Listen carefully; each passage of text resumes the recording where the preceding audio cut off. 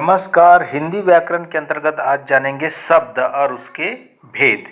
क्या है शब्द? हम जानते हैं कि हमारी भाषा की सबसे छोटी इकाई ध्वनि है। जब दो या दो से अधिक वर्णों के मेल से जब सार्थक ध्वनि बनता है तो उसे शब्द कहते हैं। दो या दो से अधिक वर्णों के मेल से बनी सार्थक ध्वनि को ही हम शब्द कहते हैं। जैसे रकम, गीता, पत्र, ईश्वर, आकाश। तो ये जो है एक सार्थक ध्वनि, मतलब इससे सार्थक शब्द है ये एक तरह से। इसी को हम कहेंगे शब्द, जो कि दो या दो से अधिक वर्णों के मेल से बनी है। आइए उत्पत्ति के आधार पर शब्द के तीन भेद है। पहला है रूढ़ि शब्द, दूसरा है यौगिक शब्द, तीसरा है योग रूढ़ि शब्द। तो तीन प्रकार होते हैं व्युत्पत्ति या बनावट के आधार पर। आइए विस्तार से पढ़ते हैं। रूढ़ि क्या है? जिन शब्दों के खंडों का कोई अर्थ नहीं होता वे रूढ़ि शब्द कहलाते हैं। जैसे कोई शब्द है और उस शब्द को लेने पर उस शब्दों का खंड खंड किया जाए और प्रत्येक खंड का कोई अर्थ नहीं होता है, तो उस स्थिति में वो शब्द रूढ़ि शब्द कहलाते हैं। जैसे कि कमल, कमल का मा ला का कोई अर्थ नहीं हो रहा है, का मा का ला का, तो कमल जो है एक रूढ़ि शब्द है। इसी तरह से दवात भी एक रूढ़ि शब्द है। इसके शब्दों को खंड करते हैं दा, वा, ता। तो दा का कोई अर्थ नहीं है, ना वा का कोई अर्थ होता है, ना ता का कोई अर्थ होता है। तो दवात और कमल यहाँ पर क्या शब्द कहलाते हैं? रूढ़ि शब्द, जिसके शब्दों के खंडों का कोई अर्थ नहीं होता है।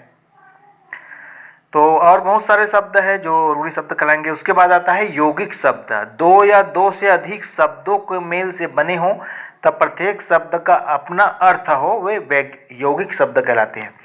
तो यौगिक में उपसर्ग, प्रत्यय और समास तीनों आ जाते हैं।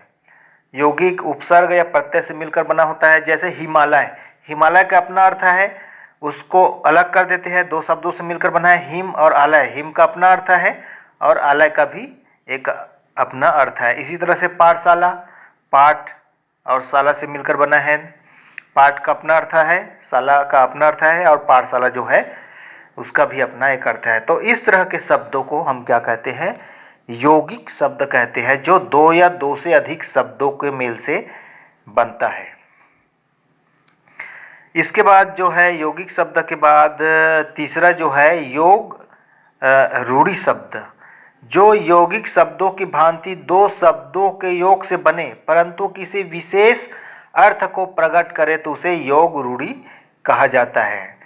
जैसे कि ले लेते हैं पीताम्बर। पीताम्बर जो है पीत और अंबर से बना है।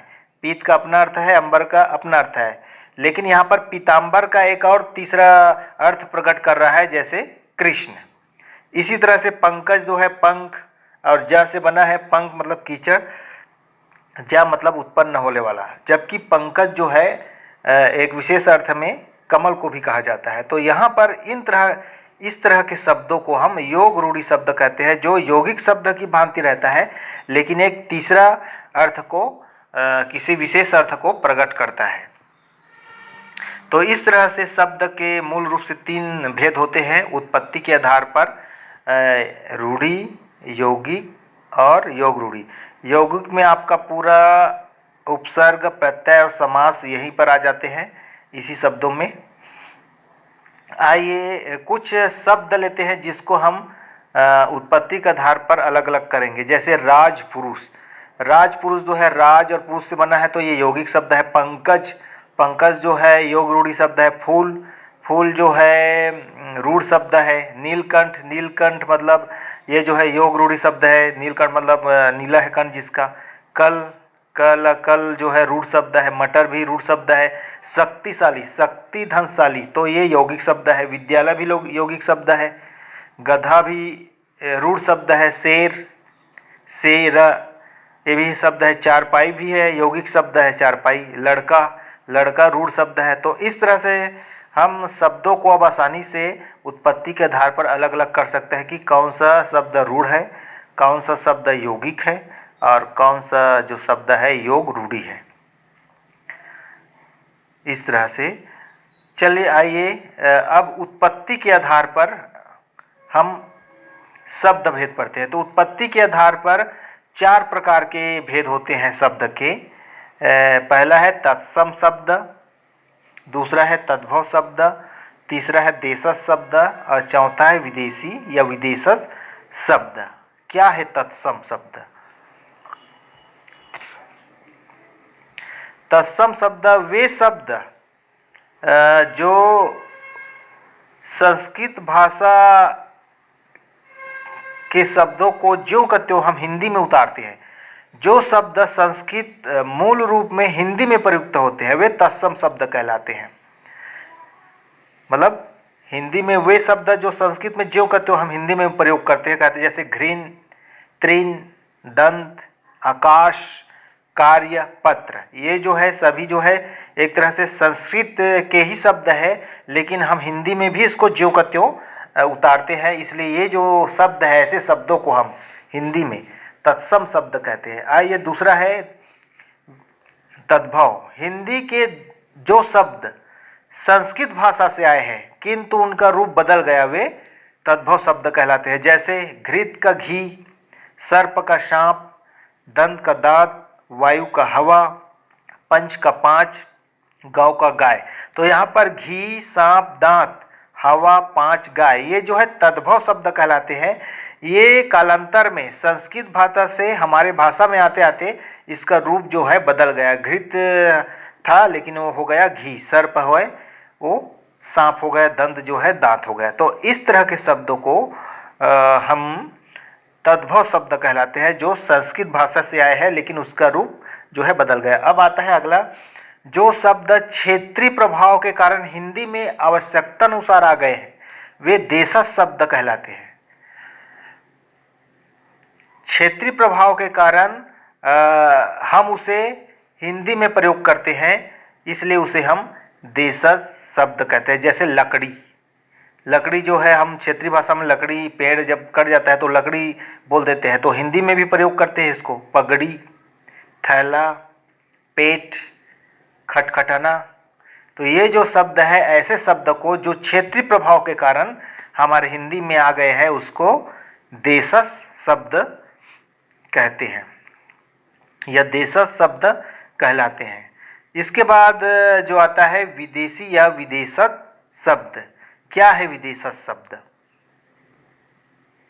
विदेशी लोगों के संपर्क में आने से उनकी भाषा के बहुत से शब्द हमारी हिंदी भाषा में प्रयुक्त होने लगे। ऐसे शब्द विदेशी या विदेशज कहलाते हैं। विदेशी लोगों के संपर्क में आने से उनके भाषा का उपयोग हम अपने हिंदी में करने लगे, तो ऐसे शब्दों को क्या बोलते हैं? विदेशी शब्द कहते हैं।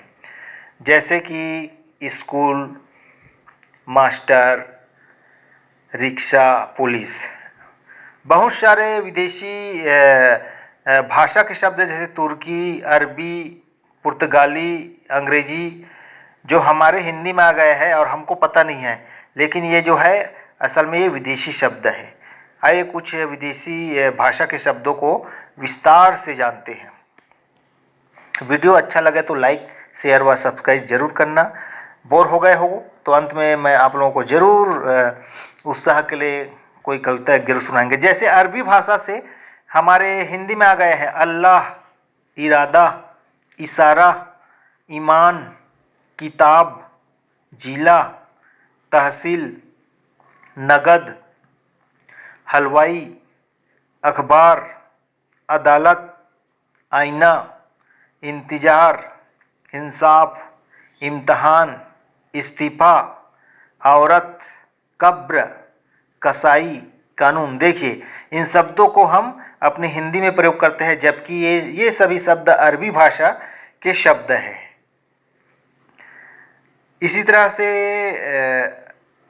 और शब्द है जैसे कि फारसी से हमारे हिंदी में आ गए हैं अमरूद, आमदनी, आसमान, आदमी, कारीगर, कारोबार, खुशामद, गवाह, गुब्बारा, चिराग, चिलम, जंजीर, जमीन, जहर, जानवर, जलेबी, जुकाम, तराजू और दर्जी। देखिए इनमें से अधिकांश का हम हिंदी में उपयोग करते हैं, जबकि ये सभी शब्द फारसी भाषा के शब्द हैं जो हमारे हिंदी में आ गए हैं विदेशी लोगों के संपर्क में रहने से। इसके बाद जो है फारसी के बाद जो है तुर्की भी है, जो हमारे हिंदी में आ गए हैं। तुर्की भाषा के शब्द में जो है उर्दू, काबू, कुली, कुर्ता, कैंची, चाकू, चेचक, चम्मच। देखिए हम पूरा हिंदी में उपयोग करते हैं इन शब्दों का, जबकि ये तुर्की भाषा के शब्द है। देखिए यहाँ पर बारूद, बेगम, बहादुर, लाश, सौगात, शराय, भड़ास, खच्चर, चोंगा, बीबी। पुर्तगाली भाषा के भी शब्द आ गए हैं, जैसे आलपिन, इस्पात, गमला, चाबी, तौलिया, नीलगाय, पपीता, पादरी, फीता, पाल्टी, मिस्त्री, संतरा, साबुन। देखिए कितना हम उपयोग करते हैं और हमें पता नहीं है कि किस तरह से विदेशी भाषा जो है हमारे हिंदी में आ गए हैं। बिस्कुट, देखिए बोतल है, कप्तान है, कमरा है, कनस्तर है, आलू का उपयोग करते हैं अधिकतर। इसी तरह से अंग्रेजी भाषा के वर्ड जो है हमारे हिंदी में आ गए हैं। Court, fees, appeal, police, tax, office, doctor, school, pen, inch, rail, button इत्यादि। तो ये जो है हमारे शब्द रचना है, जो कि उत्पत्ति के आधार पर 4 प्रकार के होते हैं और रचना और बनावट के आधार पर 3 प्रकार के होते हैं। बोर हो गए, चलिए एक सुना देता हूँ मैं आपको, एक कविता सुना देता हूँ। कितने बर्बाद कर चुके, कितने बर्बाद कर चुके, पाप का घड़ा भर चुके, गिनती में सर्वेक्षण देख ले, जरा सर उठा देख ले। तुम्हारा सभ्य रूप अच्छा, पर प्रकृति को कर रहे घिनौना। पाउच, पॉलीथीन फेंक ले, जरा सर उठा देख ले, जरा सर उठा देख ले। धन्यवाद।